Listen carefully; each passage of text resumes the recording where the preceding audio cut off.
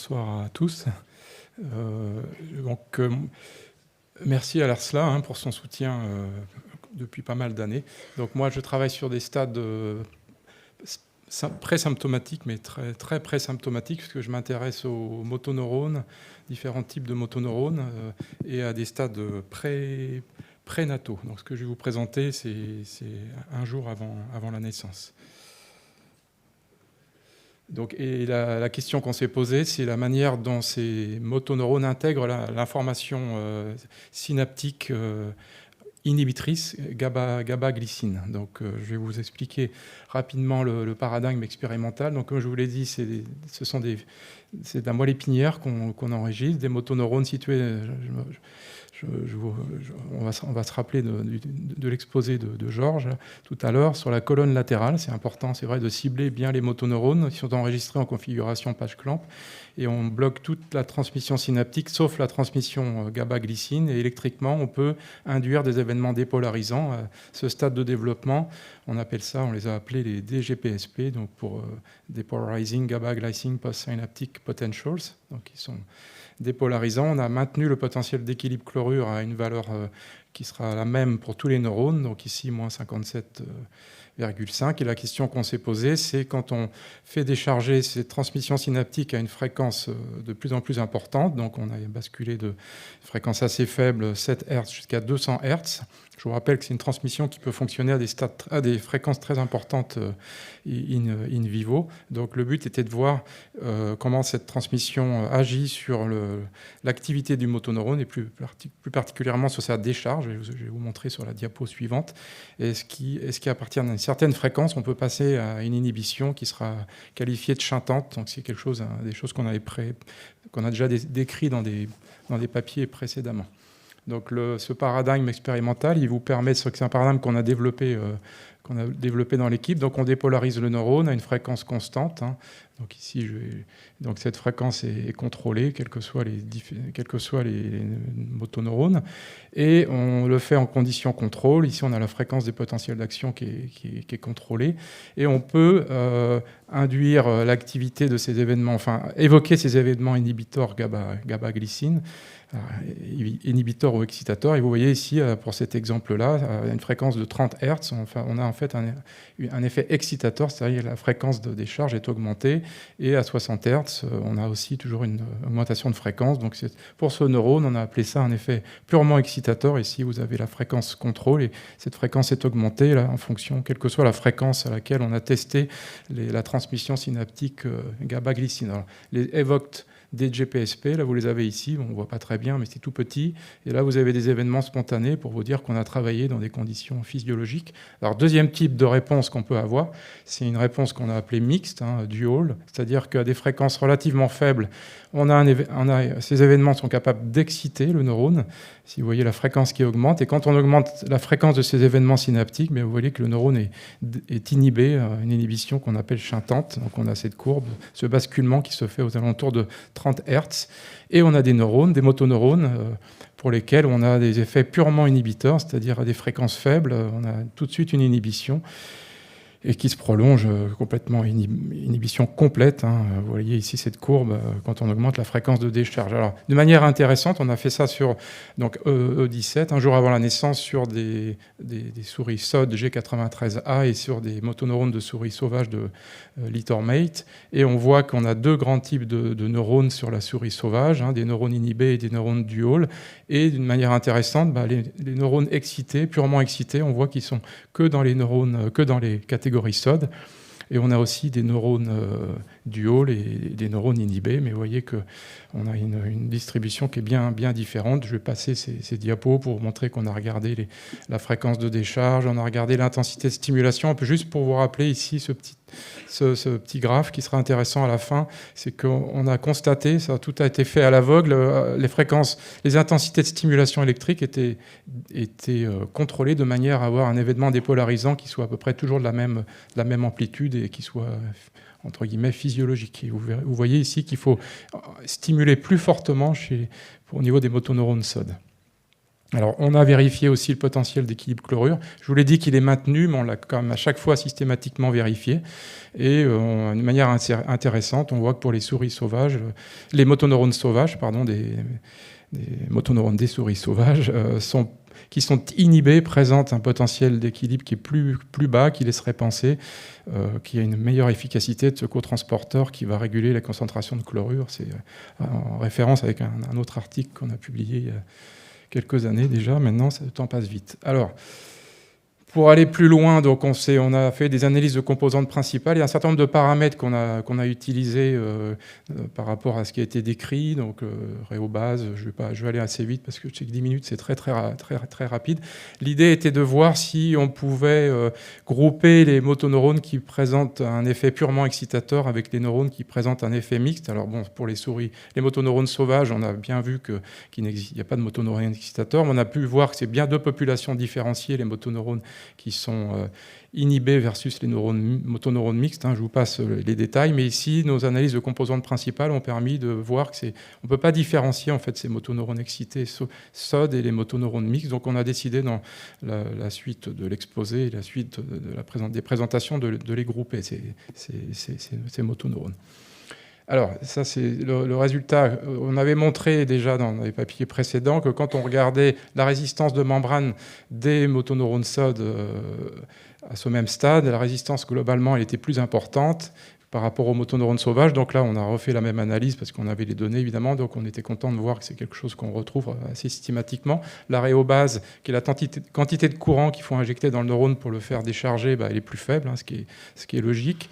Et quand on regarde après nos neurones sauvages inhibés versus mixtes, on voit que, de manière intéressante, et c'est ça qu'il faut regarder, c'est presque ça qui sera le plus intéressant à retenir dans l'exposé, c'est que les neurones sauvages inhibés sont des neurones qui présentent une résistance de membrane qui est inférieure à 100 mégomes. Ils sont tous groupés ici, sauf un. Et si on prend tous les motoneurones inhibés, que ce soit les sauvages ou les SOD, on voit que la majorité, comme c'est indiqué, c'est une manière de représenter, la majorité des neurones sauvages inhibés ont des résistances inférieures à 100 mégomes. Et vous voyez que c'est pas du tout le cas pour les motoneurones SOD, et qui sont distribués. En fait, ils ont un comportement donc mixte ou inhibé, quelle que soit la résistance de membrane. Et donc, alors, on a injecté un certain nombre de neurones aussi, donc ça, c'est un travail assez fastidieux, reconstruit, récupérer un certain nombre d'informations grâce au logiciel Neurolucida. Et quand on regarde, si vous regardez ce panel ici, ça sont les neurones qui ont des hautes résistances de membrane versus des basses résistances de membrane. Alors quand on dit basse, en dessous de 100 mégomes, on voit que tous ceux qui ont été injectés basse résistance de membrane sont inhibés. Ici, vous voyez un neurone inhibé avec une jolie arborisation dendritique. Ceux qui sont mixtes ont une arborisation beaucoup moins fournie. Et ça, c'est quelque chose qu'on ne retrouve pas au niveau des motoneurones SOD. On voit que les motoneurones qui ont une forte résistance de membrane soit sont mixtes ou inhibés. Et on retrouve aussi quelque chose qui est moins clair au niveau des motoneurones SOD aussi. Ceux qui ont une basse résistance de membrane peuvent être mixtes ou purement inhibés. Donc c'est ce qu'on vous a montré ici. Donc on a un dual, ce panel en bas, c'est les SOD.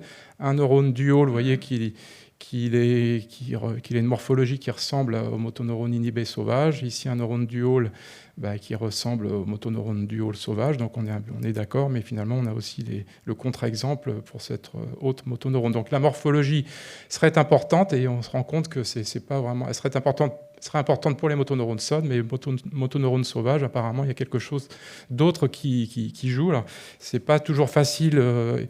dans la coupelle avec les résultats électrophysiologiques de différencier, de répondre à des hypothèses qu'on peut avoir. Donc pour répondre à cette hypothèse, on a utilisé des simulations, on a testé un certain nombre d'hypothèses. Donc le potentiel d'équilibre chlorure, évidemment quand on dépolarise, on a un potentiel d'équilibre chlorure qui est plus dépolarisé, par exemple ici moins 47,5, vous voyez qu'on favorise l'excitation. J'espère que c'est grave, vous arrivez bien à les lire maintenant. Je répète, c'est la fréquence de décharge la fréquence contrôle qui va augmenter ou qui va diminuer, qui va carrément s'annuler puisque le neurone ne décharge plus. Donc ici, il n'y a plus de décharge. Donc, je répète, quand le potentiel d'équilibre chlorure est plus positif, on favorise l'excitation, on le fait baisser, on favorise l'inhibition. C'est quelque chose qu'on a retrouvé, qui était assez logique. Ici, on avait constaté on a essayé de mimer les dysfonctionnements. Rappelez-vous, si je reviens en arrière, en règle générale, hop, je sais pas, je peux pas revenir en arrière. Bon, si je peux revenir en arrière, juste pour vous rappeler que les motoneurones SOD, en règle générale, ont une résistance plus élevée. Je vais y arriver. Donc, voilà. Donc, si dans nos simulations, afin de mimer cette résistance plus élevée, on a décidé de réduire l'arbre dendritique. C'est en référence à des travaux précédents. Et quand on appelle ça des cut-end dendrites, des motoneurones avec des cut-end dendrites, on favorise l'excitation dans les deux cas, quel que soit le potentiel d'équilibre chlorure. Donc la morphologie jouerait un rôle, pourtant nos données n'ont pas l'air d'aller obligatoirement dans ce sens-là. On a montré aussi que le corps cellulaire serait plus important, plus gros au niveau de nos motoneurones SOD. C'est quelque chose, on était un peu surpris, mais ça a été décrit à des stades un peu plus tard chez la souris SOD. Et on voit ici que vous voyez que quand on augmente la taille du corps cellulaire, en fait, ça n'a pas un effet drastique, donc ça ne vient pas du corps cellulaire. Là, intéressant. Si on augmente, ici, vous regardez, ça c'est le neurone qu'on utilise dans nos simulations, sur lequel on fait arriver une afférence inhibitrice.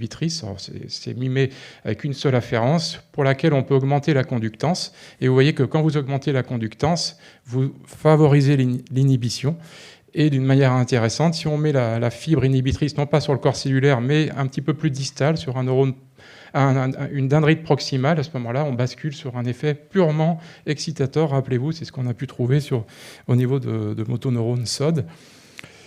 Et donc, il se passe quelque chose probablement au niveau de l'information synaptique qui arriverait sur ce motoneurone SOD. Donc, on s'est armé de patience et on a nos neurones injectés, on les a traités en immunohistochimie. On a regardé les afférences inhibitrices, ici VIAT.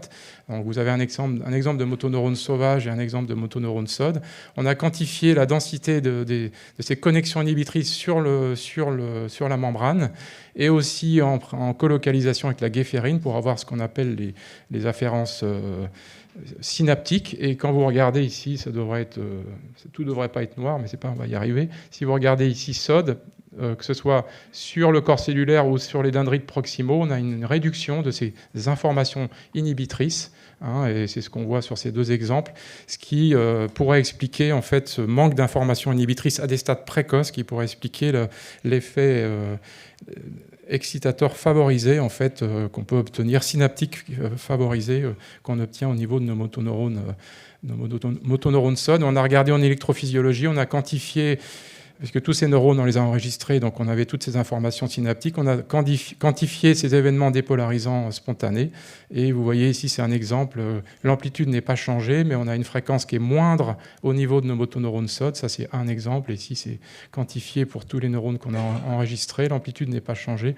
Et la fréquence est diminuée, ce qui est en accord avec nos résultats de neuroanatomie. Donc, pour conclure, c'est cette densité d'informations synaptiques qui serait moindre et qui favoriserait l'excitation de ces DGPSP. Donc je rappelle, à ces stades prénataux, le GABA n'est pas, comme on le voit dans les textbooks, hyper polarisant, il reste dépolarisant, mais il est chantant. Alors c'est pour ça que les réseaux locomoteurs sont déjà fonctionnels à ce stade-là, fonctionnent avec un GABA dépolarisant chantant, c'est très efficace. Et donc, juste une petite, par rapport à j'ai mis discussion, la question qu'on se pose, c'est qu'est-ce que c'est que ces neurones qui ont une résistance en dessous de 100 mégomes? Rappelez-vous, Georges vous a parlé des motoneurones F et des FR et des SLO qui vont se développer. Donc, nous, on pense que ces motoneurones qui ont une résistance en dessous de 100 mégomes seraient les motoneurones F, les futurs motoneurones F. Et la conclusion, c'est que ces neurones F, qui sont les futurs vulnérables, seraient déjà affectés au stade prénataux. Et on peut imaginer après les mécanismes de compensation, mais vous imaginez que la vie est longue après le stade E17.5. Donc pour vous dire, la personne qui a contribué aussi à ces travaux, l'étudiante qui est en train d'écrire sa thèse, elle n'a pas pu venir, un peu compliqué. On a essayé de terminer dans les cordes. Une étudiante Master 1, technicien, et Daniel Qatar qui a fait toute la partie simulation. Puis je remercie évidemment les personnes qui nous aident pour tout ce qui est animalerie, c'est pas toujours simple. Et puis je vous remercie beaucoup de votre attention. Et puis je suis prêt à prendre vos questions. Et encore merci à Larsla. Au maximum 2 questions parce que. J'espère que j'ai pas trop dépassé. C'est souvent. Oui, merci Pascal pour ce grand travail. J'ai plus un commentaire peut-être qu'une question au fait, car a priori, peut-être à première vue, les données de Pascal et ma suggestion, hypothèse de tout à l'heure peuvent paraître aux antipodes. Tu dis, grosso modo, morphology doesn't matter, et je dis, c'est très, très, très important. Mais donc, plusieurs points. Lorsque toi tu parles de morphologie, c'est principalement l'arbre dendritique. Alors, tu nous as montré les reconstructions. D'autre part, mais tu vas me corriger. Excuse-moi, je réponds à ta première. Morphology does not matter for SOD. J'ai un peu. You understand that it matters for wild type because low input resistance means inhibition. Okay. We are on the same page. It matters. Also, do you control for M versus L? When you patch, do you know whether you are in the lateral or in the medial column? You are always in the lateral motor column. Always. So we really pay attention, and we have injected motor neurons. We have made immuno after. Excellent. No, so you see, he's not at all analyzing the medial ones, in a way, the axial muscles I spoke about. You see, so these. And you're also not exactly at the same stage that we are, you see. And so these ideas and data are not, let's say, contradictory. Yeah, sure. Thank you. Merci Pascal. Bon, déjà, tu as répondu à une de mes questions parce que forcément, tu te poses la question sur les slow et fast. Et donc, merci pour cette réponse. Alors, excuse-moi, par rapport à ça, on est super frustrés parce qu'il y a des outils, MMP9, RBeta, tous ces outils, il faut savoir qu'à des stades prénataux, je les ai utilisés. On peut pas ils ne fonctionnent pas. Ces anticorps ne fonctionnent pas. Ce qui a été décrit par Daniel Ziknicki, qui utilisait beaucoup sur les delayed, les immediates, c'est pas le cas à E17. C'est super frustrant. On a regardé tout ce qu'on peut pour essayer de les différencier. Et à ce stade-là, on peut Et même sur la base des résistances membranaires, parce que peut-être oui, tu peux... c'est ce qu'on a fait, mais pour moi, oui, probablement, mais je ne peux pas assurer à 100% que c'est les futurs F et les futurs... Alors la question que j'ai, c'est concernant l'inhibition glycinergique et GABAergique. Donc en fait, dans la littérature, au niveau des interneurones de la moelle, on voit que ce sont surtout les interneurones glycinergiques qui semblent être altérés dans la SLA et qu'il y a probablement des phénomènes de compensation via le GABA. C'est ce qu'on pense par exemple au niveau des cellules de Renshaw où l'inhibition est maintenue et que probablement c'est compensé par la composante GABA. Ouais, tu vois. Et donc du coup, je me demandais sur les effets excitateurs GABAergiques. Est-ce que tu vois aussi cette différence? Est-ce que les inputs glycinergiques ou GABAergiques sont plus efficaces pour évoquer cette excitation au stade prénatal ou pas? On l'avait décrit dans un papier en 2021. C'est majoritairement c'est mixte. C'est beaucoup d'informations synaptiques sont mixtes, mais c'est quand même le gros, c'est glycine. Voilà, c'est-à-dire que ça va basculer après la naissance à pratiquement 100% glycine. Avant la naissance, c'est mixte, mais quand même la grande partie dépolarisante reste glycine. Mais ça a été décrit, on l'a décrit dans un papier en 2021, ce côté mixte. Là, on n'a pas fait la différence, c'est vrai.